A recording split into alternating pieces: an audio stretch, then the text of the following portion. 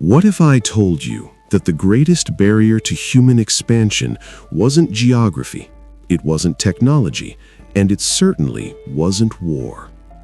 For centuries, we thought the biggest obstacle to conquering the world was simply building a boat big enough to cross the ocean. We spent absolute fortunes engineering massive galleons. We mapped the stars, we mapped the winds. We genuinely believed that if we could just master the physics of sailing, the planet was ours for the taking. But we were completely wrong, because the real barrier wasn't out there in the water. It was a microscopic design flaw hidden deep inside your own body. A bizarre genetic flaw that you, watching this right now, still carry. Think about it. We see ourselves as the apex predators of this planet, highly advanced, incredibly resilient biological machines. But the truth is, the moment you leave land and venture into the open ocean, a biological timer starts ticking. It's a hard limit on human logistics, a countdown that cannot be bargained with. And it takes roughly 60 days. If you go about 2 months without one specific, completely mundane molecule, your body doesn't just get sick, it doesn't just catch a virus. Your physical structural integrity begins to fail. This invisible timer is the reason why the ocean is the largest graveyard on Earth. Today, we're going to look at the terrifying biological countdown that stopped the greatest empires in history dead in their tracks, and why you are still just as vulnerable to it today.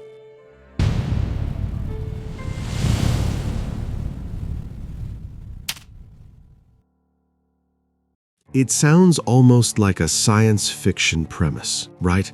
An invisible timer that tears your biology apart. But this was the absolute, grim reality of the age of exploration. When we look back at the 15th and 16th centuries, we usually picture this romanticized era of discovery.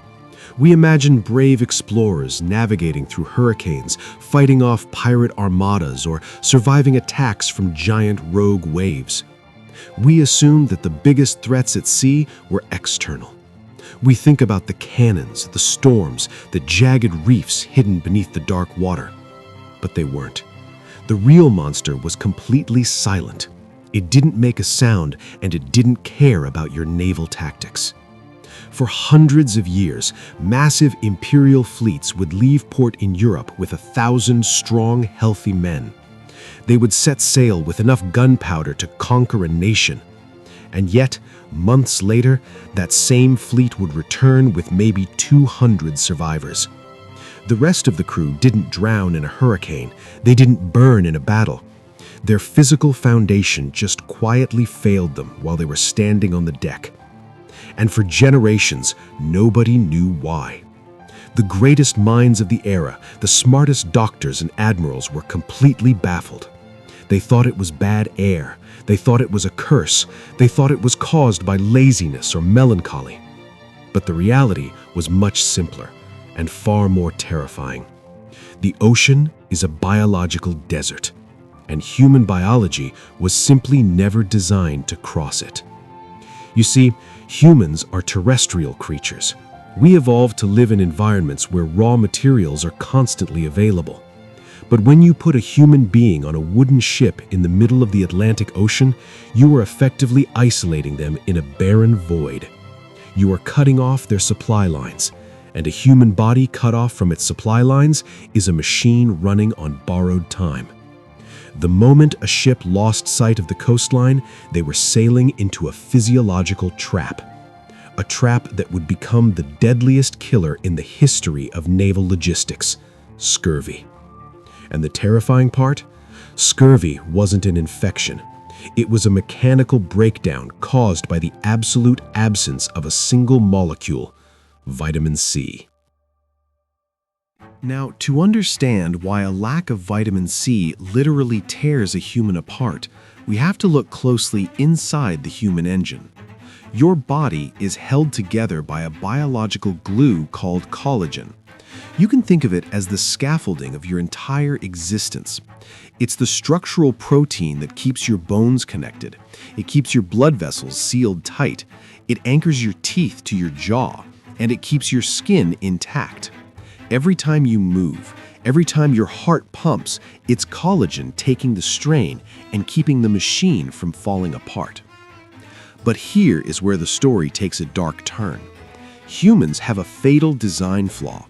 Almost every other mammal on Earth, dogs, cats, horses, bears, they all have the internal machinery to manufacture vitamin C inside their own livers. If a dog doesn't eat vitamin C, it doesn't matter. Its body just makes it. But humans? We lost that genetic ability millions of years ago due to a random mutation. We cannot produce our own vitamin C. We have to ingest it. And vitamin C is the essential, non-negotiable raw material that your body needs to manufacture new collagen. On land, this is barely an issue. You eat an apple, a handful of berries, or some vegetables. Your body takes that vitamin C, manufactures the biological glue, and you keep moving. The factory stays open. But on a wooden ship in the middle of the Atlantic Ocean in the 1700s, the logistical situation is drastically different. Fresh food rots in a matter of days in a damp, dark cargo hold, so the daily diet becomes nothing but salted pork that's been sitting in barrels for months and rock-hard biscuits filled with weevils. There is absolutely zero vitamin C in that diet. None. After just a few weeks at sea, your body burns through whatever vitamin C reserves you had when you left port. The levels drop to zero. The factory shuts down. This is the moment roughly 60-day clock begins its final, terrifying countdown. Because your body stops producing new collagen. It stops making the glue. But your daily wear and tear, that doesn't stop. You are still pulling ropes, lifting sails, and surviving in a harsh environment, burning through a structural foundation that can no longer be repaired. By the time you hit day 40 without vitamin C, the internal alarms are ringing, but you can't hear them yet. You just feel a deep, heavy, crushing exhaustion. Historically, ship captains used to punish this early symptom of scurvy as laziness. They would literally flog sailors for moving too slowly, completely unaware that their men's cellular structure was quietly collapsing. They thought discipline would fix it. But you can't whip a man into producing collagen. Because once your body runs out of those raw materials, it panics. It realizes that it cannot build the new structures necessary to keep your vital organs running. So, to survive just one more day, the body makes a horrifying trade-off. It starts cannibalizing its own structural foundation. It scavenges old collagen from your own tissues to keep your brain and heart functioning. You aren't catching a disease. You aren't getting sick in the traditional sense. You are literally experiencing structural collapse. The symptoms of this unraveling are the stuff of nightmares. Because your body can no longer maintain scar tissue, previous injuries, wounds that fully healed decades ago, suddenly lose their structural integrity and open back up. And internally, your blood vessels, which rely on collagen to stay elastic, become as brittle as dry clay. The slightest pressure from just walking across the deck causes them to rupture, leading to massive internal bleeding. This wasn't an infection spreading from sailor to sailor. It wasn't a curse from the sea gods. It was a massive collective failure of biological logistics. Entire expeditions were completely paralyzed because the crews lacked the physical chemistry to lift a sail, steer a wheel, or even stand up. The ships turned into ghost vessels, floating aimlessly in the fog, filled with men who were slowly fading away because they were missing one single molecule. And this is where it gets incredibly interesting from a historical perspective. This biological hard limit completely changed the course of human history. It decided who won wars, who lost empires, and how the map of the world was drawn. Naval campaigns back then weren't actually dictated by the wind or by the brilliance of the admirals. They were strictly dictated by this biological deadline. If an empire wanted to set up a naval blockade against an enemy port, they knew they were on a timer. If the blockade lasted too long, the fleet wouldn't be destroyed by the enemy's cannons, it would just dissolve from within. The ships would become useless. The greatest empires on Earth, the Spanish, the French, the British, were completely paralyzed by this.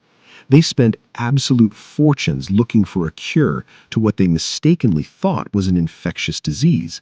They brought in the most expensive physicians in the world. And because they didn't understand the chemistry, their solutions were desperate. Following the highest medical consensus of the era, they tried bleeding the men to balance their humors. They administered elixir of vitriol, which was essentially diluted sulfuric acid.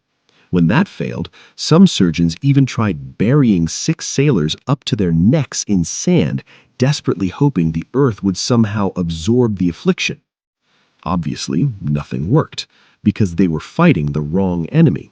You cannot cure a missing structural building block by poisoning the patient. The death toll was catastrophic. Between the years 1500 and 1800, historians estimate that over 2 million sailors died from scurvy. 2 million. That is more than the deaths from storms, more than shipwrecks, and more than every single naval battle of that entire era combined. Think about that. The Spanish Armada, the pirates of the Caribbean, the brutal naval wars of the 18th century, none of them came close to the body count caused by a lack of vitamin C.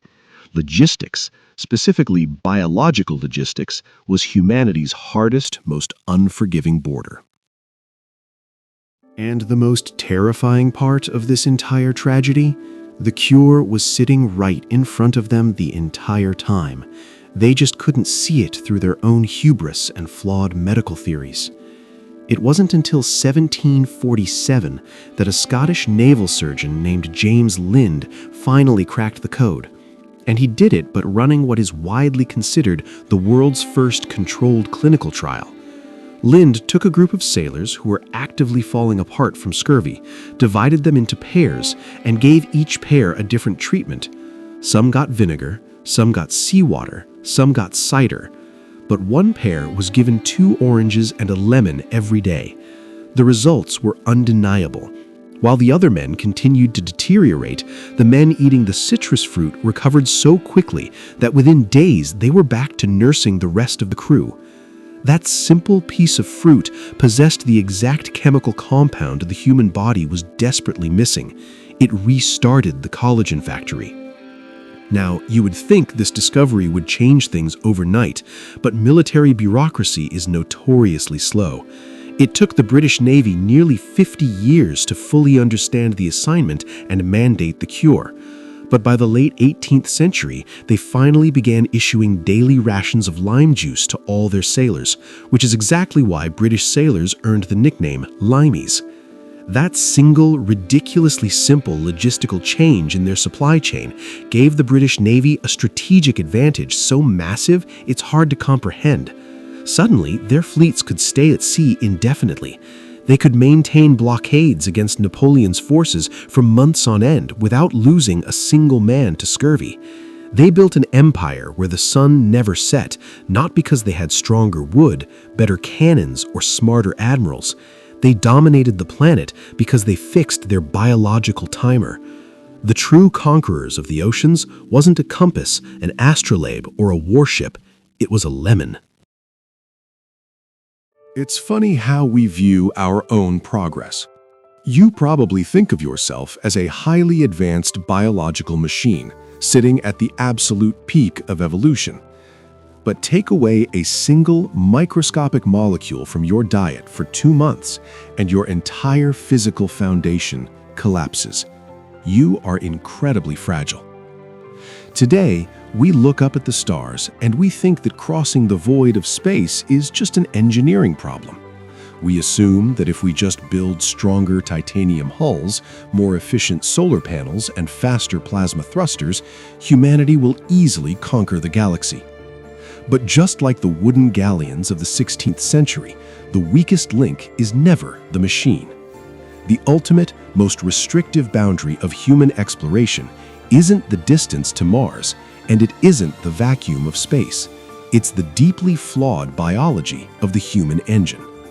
We are dragging a million-year-old terrestrial body into an environment it was never meant to survive. If you enjoyed exploring the invisible mechanisms that drive empires, consider subscribing for more deep dives into the hidden logistics of history. When we finally make our massive logistical push to supply a colony on Mars, what do you think will be our modern-day scurvy? What biological or supply chain limit is going to blindside us? Leave your theory in the comments.